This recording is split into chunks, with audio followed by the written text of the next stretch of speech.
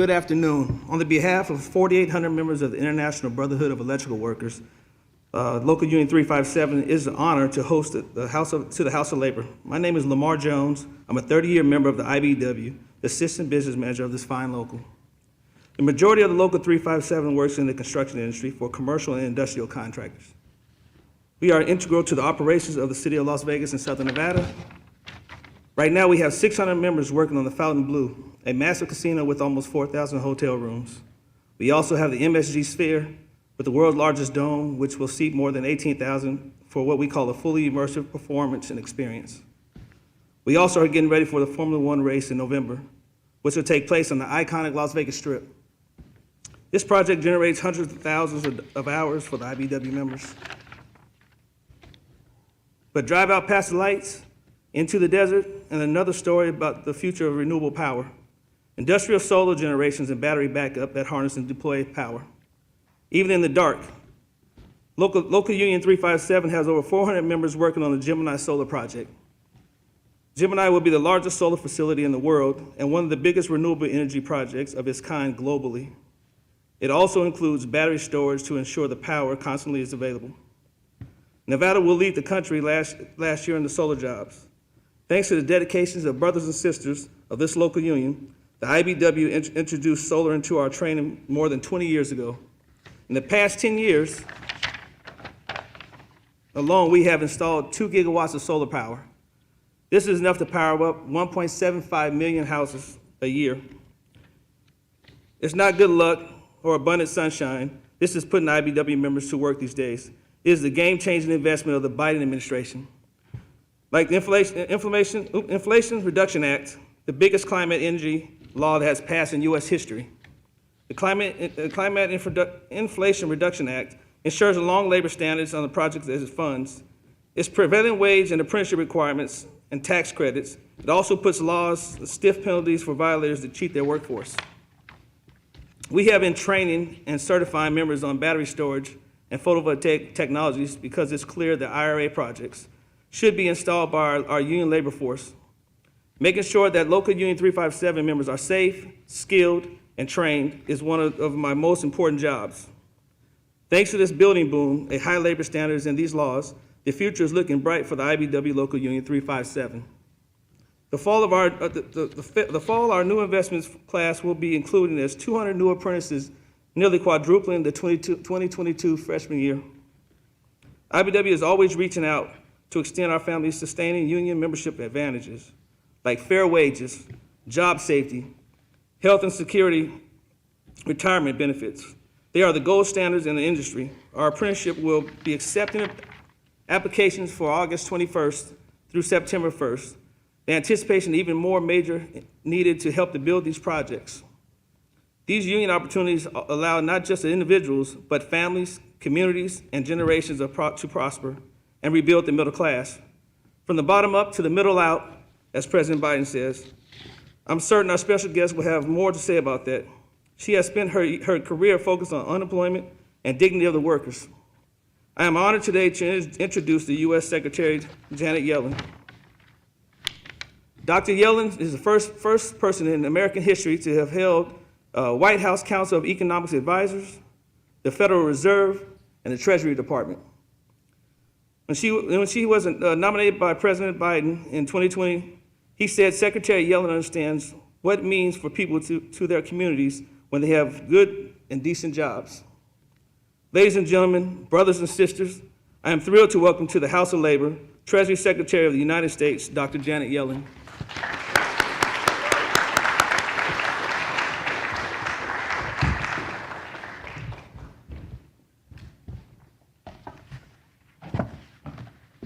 Thank you. It's really great to be here in Vegas, Las Vegas, with all of you. And I want to especially thank Lamar for your introduction and for your team's hospitality. And I'm grateful to everyone from the IBEW and building trade unions for your very warm welcome. Now, many of you may not know that I began my career as a labor economist. I studied the labor market, how workers and companies interact when it works and when it doesn't. Since then, much of my life has been dedicated to creating an economy that lifts workers and families up rather than weighing them down. If I've learned one lesson from my time in economics, it's this: American workers are central to our nation's economic progress. And what you're doing here in Vegas and across the country demonstrates every day how skilled workers are literally building our new economic future. I couldn't be more pleased to join you. Just shy of a year ago, I delivered a major economic speech in Michigan that laid out the case for our administration's economic plan. At the time, we'd just witnessed an historic economic recovery from the depths of the pandemic downturn. An unprecedented pace of job creation had brought the U.S. labor market back in record time.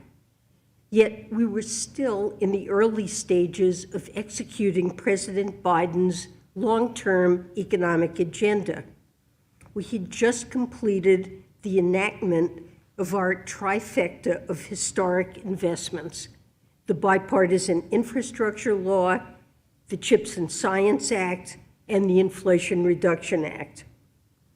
During that speech, I also explained the principles that guided our economic agenda.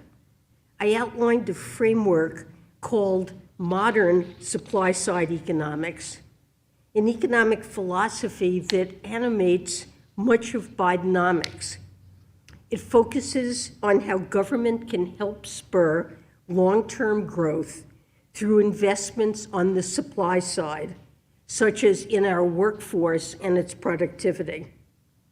Unlike traditional supply-side economics, this approach cares not only about growth, but also about creating a fairer and more sustainable economy.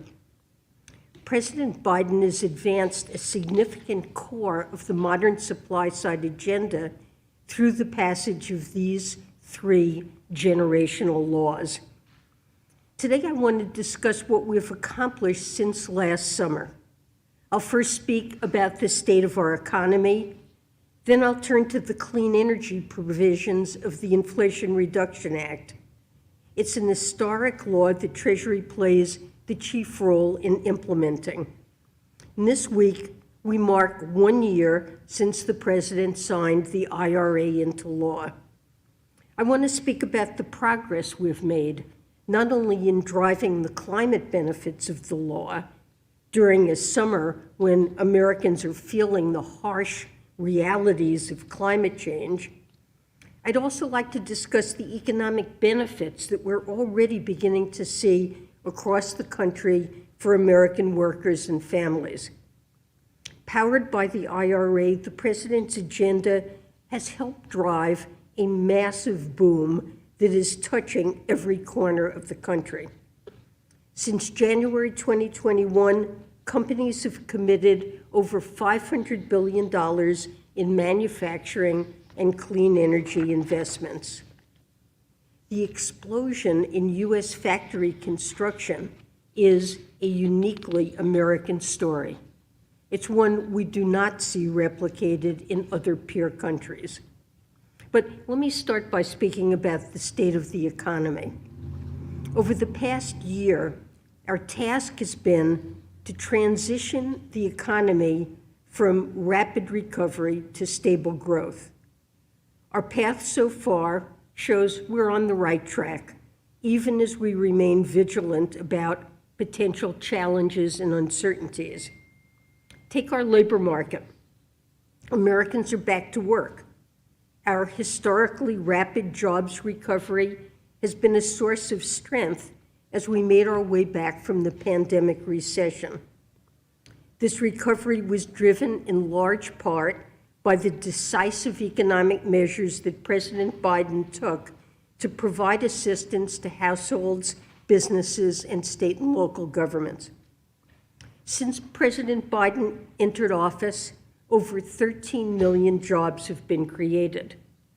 Last month, our unemployment rate was at a near record low of 3.5%, and that's less than a quarter of the unemployment rate recorded in April 2020. Importantly, we've also seen a significant recovery in the share of Americans participating in our workforce. This rebound in labor supply has brought the jobs market into better balance. The overall labor force participation rate is now back in line with pre-pandemic trends. The share of prime-age Americans currently employed, that's those between the ages of 25 and 54, that share has reached its highest level in over 20 years. And in fact, the share of prime-age female workers currently employed is the highest it has ever been. Notably, the labor market recovery has been strong for workers across a broad set of communities. The rates of unemployment for Black and Hispanic Americans are at among their lowest on record. Now, these are not abstract statistics. These are real Americans back at work, able to put food on the table, able to support their families, able to save for retirement. As President Biden says, a job is about a lot more than a paycheck. It's about dignity. It's about respect. It's about your place in the community. And the people in this room know that very well. The continued strength of our labor market is particularly impressive given our fight against inflation. Last July, I gave a speech about the remarkable resilience of the American economy and our workers in the face of global challenges. There were many who questioned whether that could last, but that's precisely what we've seen over the past year, even as we remain attuned to the significant risks ahead. Annual headline inflation is now nearly 6 percentage points below its June 2022 peak. Today, overall inflation and the unemployment rate both sit below 4%, and our economy continues to expand. And workers are better off than they were last year. Real average hourly earnings have grown over the past year. That means wage gains are outpacing inflation. In fact, in 9 out of 14 major sectors, real wages are growing faster than they were in the decade before the pandemic. And that has had a sizable impact on reducing inequality. One paper estimates that wage gains for lower income workers in recent years have reversed nearly a quarter of the wage inequality that had accumulated over the past 40 years. The administration remains committed to taking actions to lower prices for Americans where we can. And we continue to monitor developments, particularly those abroad, that may affect prices and growth. But I still believe there is a path to continue reducing inflation while maintaining a healthy labor market. While there are risks, the evidence we have seen so far suggests we are on such a path. And Americans are reflecting this optimism. Consumer sentiment is at its highest level in almost 2 years. I expect the important gains that we've made over the past 2.5 years to serve as a source of resilience in the weeks and months to come, even if we see further cooling in our economy. As we continue to navigate through short-term challenges, the President has been clear we cannot just make quick fixes. Over the past few decades, we've seen growing pressures on the economy, and many workers and families have felt them personally.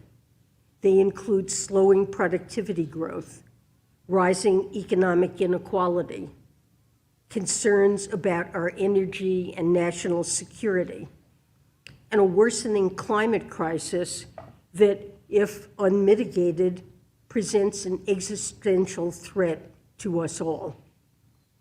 Our administration is taking decisive actions against these persistent challenges by investing in America. We've mobilized public and private investments in 3 strategic sectors as part of our modern supply-side agenda. We passed the bipartisan infrastructure law, which is a generational investment in our physical and digital infrastructure. This law is already delivering tens of thousands of new projects across the country that are increasing our productivity and growth potential. They're also strengthening our competitiveness and supply chain resilience. We also enacted the CHIPS and Science Act. That's a major investment that is boosting semiconductor manufacturing and incentivizing investments in cutting-edge R&D. A strong semiconductor industrial base at home will help bolster our nation's resilience to global shocks. Finally, we're implementing the Inflation Reduction Act, and that is our nation's boldest ever climate action. And it's beginning to spark an economic renaissance in communities that had been left behind. I'd like to focus specifically on the Inflation Reduction Act as we mark its 1-year anniversary. Last year, I identified 3 goals for this law: tackling climate change, expanding economic opportunity, and strengthening our economic resilience and energy security. So let me speak about how we've made progress against each of these goals. First, tackling climate change. Over the past month, we have again seen incontrovertible evidence that climate change is here. We have also seen how it has compounded the effects of unusual weather patterns like El Niño. Extreme heat has scorched communities across the United States. There have been record-breaking temperatures from Phoenix to Miami. And here in Las Vegas, you've seen similarly waves of crippling extreme heat. In fact, scientists estimate that July was the hottest month in the Earth's modern history. Beyond the heat, a large part of the East Coast and Midwest have been repeatedly shrouded in smoke from wildfires in Canada. Floods have devastated Vermont and other parts of the East Coast, while the Midwest and other regions continue to battle a severe drought. These climate events have real economic impacts on Americans, even if they are spared from the physical impacts. As an example, home insurers are hiking rates or pulling back entirely from highly vulnerable areas in states like California and Florida. These developments are having a significant economic impact on home ownership, which has long been the cornerstone of the American dream and a primary driver of household wealth. President Biden has identified this decade as the decisive decade to combat climate change. The United States is committed to reduce our greenhouse gas emissions by at least half from 2005 levels by 2030. And we've committed to a net zero economy by 2050. Tackling climate change requires global action, but the United States must do our part, and a clear signal from the world's largest economy can mobilize actions by other nations. While more is needed, scientific studies conclude that the IRA and other administration actions are moving us well toward achieving our commitments under the Paris Agreement. Our climate strategy is based on a simple premise.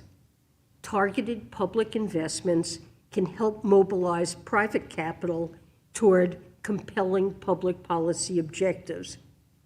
This is an old strategy, one we've successfully utilized in the past, like in the development of new technologies like the internet. The IRA invests in both demand and supply-side incentives to build the clean energy economy. On the supply side, the IRA expands and extends the existing foundation of tax incentives. These incentives provide long-term certainty for investors in pursuing clean energy projects. With the IRA, investors have greater confidence to scale up deployment of established technologies like solar energy. The IRA also helps develop nascent technologies like clean hydrogen and sustainable aviation fuel. These are essential to reducing emissions from hard-to-abate sectors. Expansions on the supply side are also matched by IRA tax credits and rebates to drive up demand for consumer goods like electric vehicles, heat pumps, and energy-efficient appliances. Together, these incentives spur greater innovation and competition in the clean energy industry, and they drive down the cost curves of these technologies, and lower costs mean greater adoption. And that will help not only the United States mitigate our greenhouse gas emissions, it will help the rest of the world as well. Thanks to the IRA, one study estimates that for every ton of carbon dioxide reduced within our country, 2 to 3 tons of reductions will be achieved outside the United States. Second, as we reap the IRA's climate benefits, we're also expanding economic opportunity to communities across America. The climate transition is one of the biggest economic transitions of our lifetime. Today, over $1 trillion in new capital each year is being invested in clean energy around the globe. But for far too long, economic opportunity in the United States has been concentrated on the coasts, and that must change. We must not only create clean energy jobs in the aggregate, but the employment and other benefits of this transition must accrue broadly across all communities. So a core goal of the IRA is to revitalize communities that have suffered industrial decline or been left behind. We're putting American workers and American jobs at the center of our clean energy transition, making sure Americans in every part of our country benefit from the rising global demand for low-carbon products. Well, the early results are in. Through my travels, I've seen how the clean energy industry is expanding across the country. I visited solar companies in North Carolina and Louisiana. I've toured an EV battery plant in Tennessee, and I see the difference that the IRA is making here in Nevada as well. In the Midwest and the South, there are now so many shovels in the ground for new EV battery factories that many are dubbing these regions the new battery belt. Treasury's analysis indicates that investments in clean energy, EVs, and batteries since the president took office have been concentrated in counties that need them the most. That is, those that had lagged the country in earnings, college graduation rates, and child poverty rates. Now, this progress has not occurred by happenstance. The Inflation Reduction Act provides placed incentives that bolster the business case to invest in certain communities. There's a bonus incentive for companies to invest in solar and wind projects in low-income communities, complementing Treasury's other work to bolster capital access in these places. It's also important that cities and towns that have served as the backbone of our nation's traditional energy production are not left behind. The IRA provides a bonus for companies that invest in areas with closed coal mines or coal-fired power plants, and other communities that have relied on jobs in fossil fuel industries. And this is a major pillar in our administration's broader effort to renew the economic potential of our nation's energy communities. Importantly, the workers that are driving the clean energy transition, like those in this room, must benefit from it. So the law requires companies to adhere to strong wage standards and apprenticeship requirements to claim the full value of many of the incentives. Earlier this summer, Treasury also released proposed guidance that would make it easier for these tax credits to reach a broad range of institutions. We're implementing innovative tools that will enable states, cities, towns, and tax-exempt organizations like schools and hospitals to directly access these credits. And these measures serve as a force multiplier for the IRA, and they allow clean energy projects to be built more quickly, affordably, and by more entities. As a result of this provision, we expect the massive benefits of the IRA to be felt more rapidly and more broadly. Investing in underserved communities is not just an important moral imperative. It's also smart economics. One study indicates that boosting employment in distressed regions results in at least 60% greater economic benefits than those in booming ones. Put simply, it gives us a bigger bang for our buck. And all of us benefit when we bring people back into the workforce and provide them and others with access to good-paying, high-quality jobs in the industries of the future. The third goal we laid out for the IRA is bolstering resilience and energy security. The bipartisan infrastructure law provides significant investment to adapt to climate change. That includes protecting our infrastructure against droughts, floods, and extreme heat. But beyond climate adaptation, we must also mitigate our vulnerabilities to shocks emanating from our reliance on fossil fuels.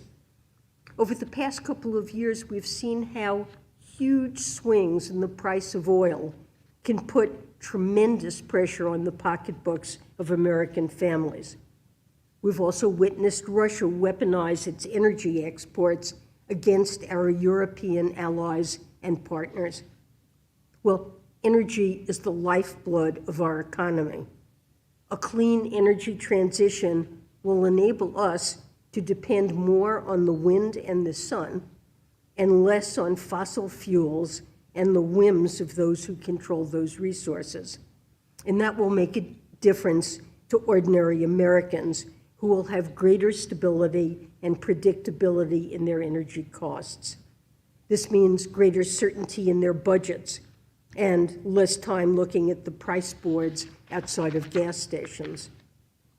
But we must do more. As we move away from fossil fuels, we remain concerned about the risks of overconcentration in clean energy supply chains. Today, the production of critical clean energy inputs, from batteries to solar panels to critical minerals, that's concentrated in a handful of countries.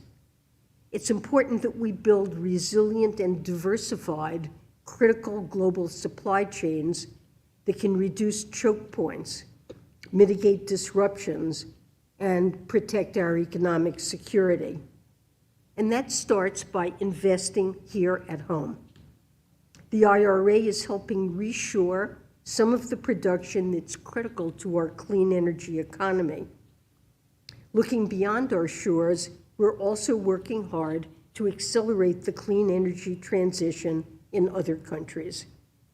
Accelerating these transitions can mean greater demand for U.S. clean energy technologies produced by American workers.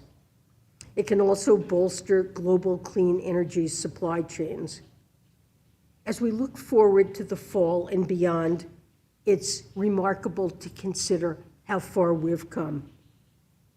Our administration is laser-focused on continuing to provide clarity on the law so that its benefits can continue to be felt as soon as possible by American workers and families. We're also providing important guardrails so taxpayer resources are effectively spent.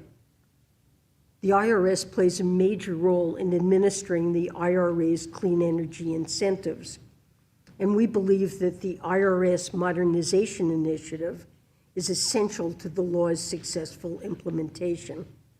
So we will continue our efforts to build a tax administration system that's fit for the 21st century. Well, it's 25 years ago, I gave my first major speech warning about the economic dangers of climate change. And since that time, we have seen climate impacts intensifying. But while the world had long recognized the need for decisive action, the federal government had been missing in action, but no longer. Over the past year, we have seen the early results of bold federal action through the IRA and the administration's broader climate agenda.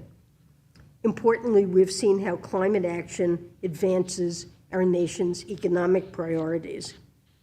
The IRA is driving economic growth, expanding economic opportunity, and bolstering our resilience. This is good for the American workers in this room and so many others across the United States. Personally, I'm excited about the future we're building together, and I hope you are too. Thank you for having me here today.